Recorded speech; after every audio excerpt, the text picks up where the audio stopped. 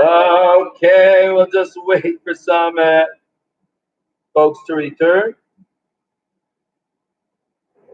All right, whatever that was about, it's a horrors everywhere, but we won't be stopped. We're going to continue.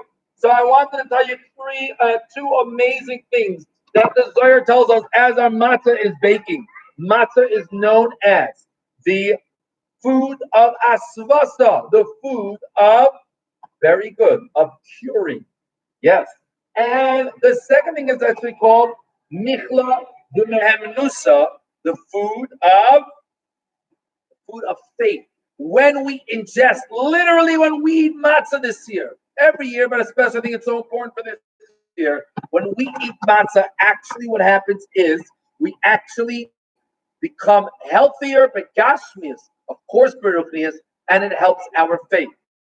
And we're going to ask, as your matzah is baking, stand over today's matzah bakery. A real shame, I'm not sure what happened. But like I said, the Sahara always tries, but I guess nothing can knock us down. And we're going to end up with a very, very special, interesting story that happened where we see matzah is for health and for faith. So your job, ta-da! Your job is to make sure that everyone you know is eating at least some real round shmura matzah. Like I said, the Torah actually calls it ugais matzah. Uga literally means round, and that's it's a special shape that we have. And even if your neighbors or yourselves eating square matzah, at least for the night of the seder, have at least a kazayas, which is roughly about a half of matzah, at least for the nights. Okay, and now here, let's call Monya for our final story while that matzah is baking. Okay, Monya, please. Okay, and we have a question. I got the matzah and rolled it with the rolling pin. What do I have to do next? Okay, so for those that blanked out, which I think was all of us, now you got to put it into your trusty matzah oven. Put it in, that could be a regular oven. Of course, like I mentioned, this matzah is not going to be Pesachdik, but put it in your oven, have a fun try. Make sure you're doing it with a parent, only safety. What's best is you get your oven first really, really hot, or you can first put it in, and then make sure your oven's on the highest so it gets nice, so it gets really, really well done. Now for our story of our today's matzah, the food of cure and the food of faith. Our story is unfortunately, good job, parents. Make sure, by the way, when you finish rolling your matzahs, you made those holes. So sorry I missed that part. If you missed that part, you should be making those holes in your matzah, either with your trusty hole puncher or your fork or your fingers, which won't really work other than get you some really gooey fingers. Okay, and let's invite back Monya for today's matzah story.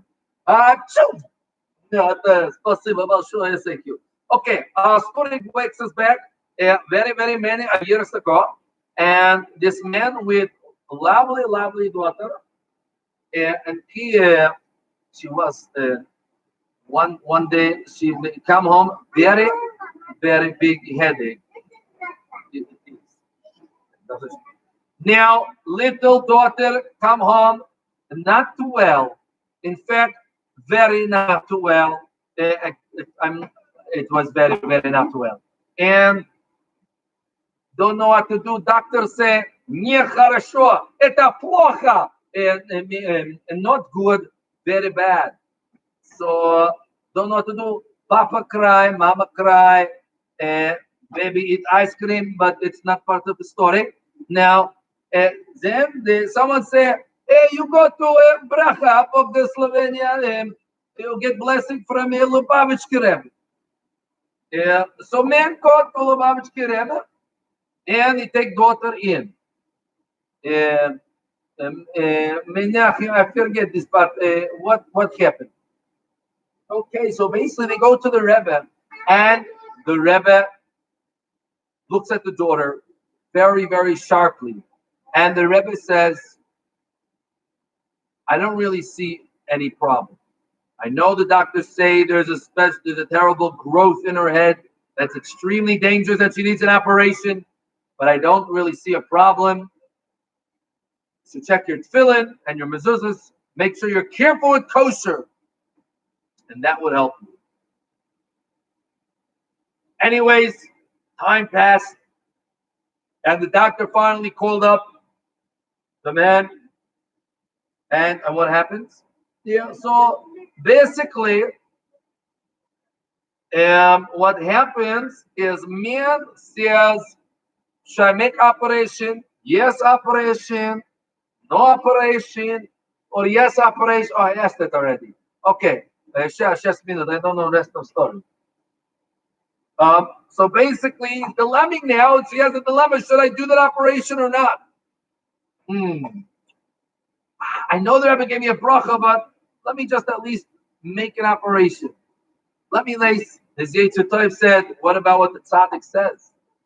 But his Yetzer Tov says, yeah, but still, we got to try. The Rebbe said that when they asked him, he said the operation was not necessary, but the man felt he wanted to go ahead with it because he was nervous and not always easy to have a munah tzaddikim.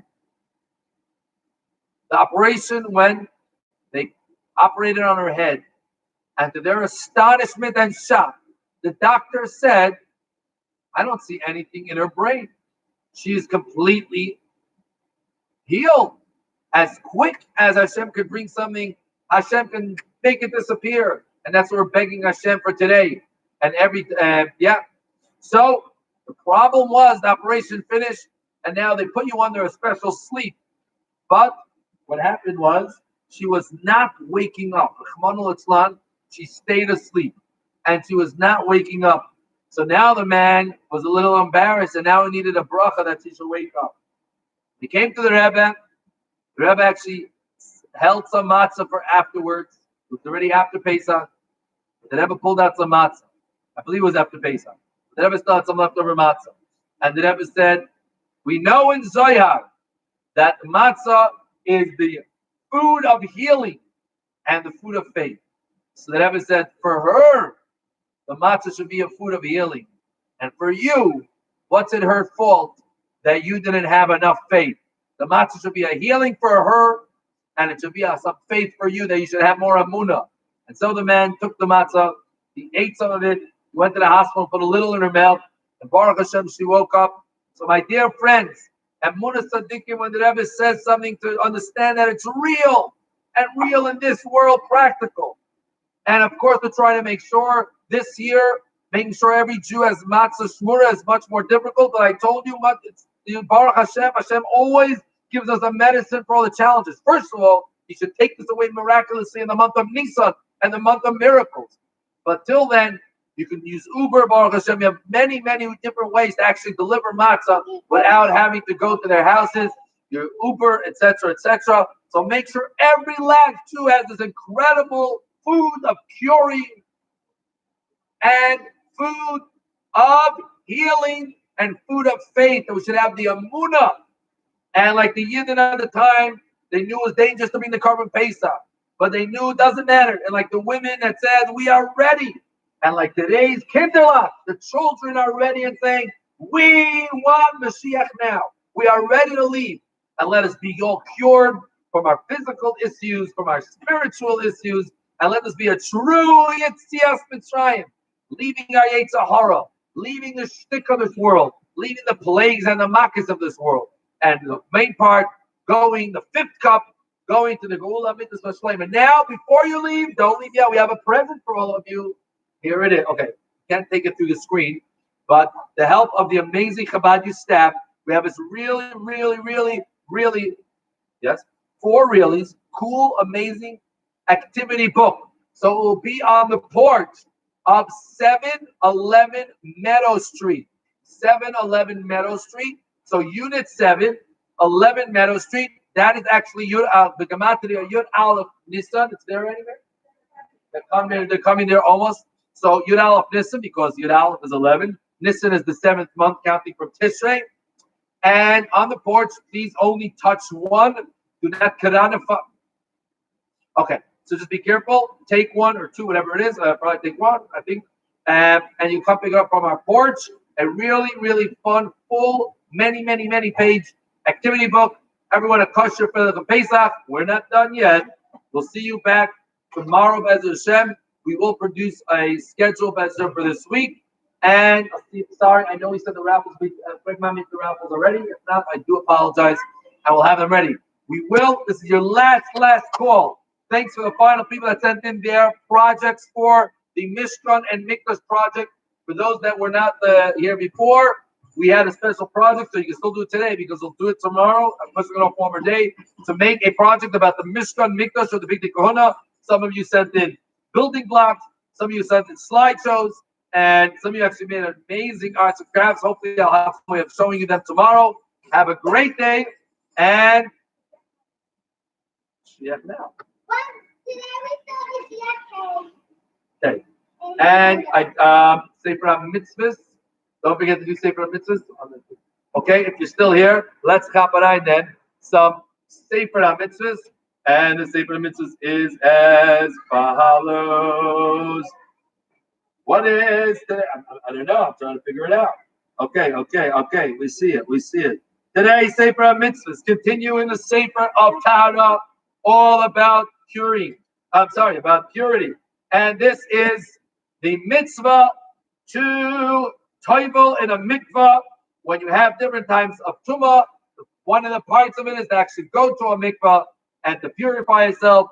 As it says in the Mishnah, may Hashem be our mikvah and purify us all, as we're able to bring this year our Korban Pesach.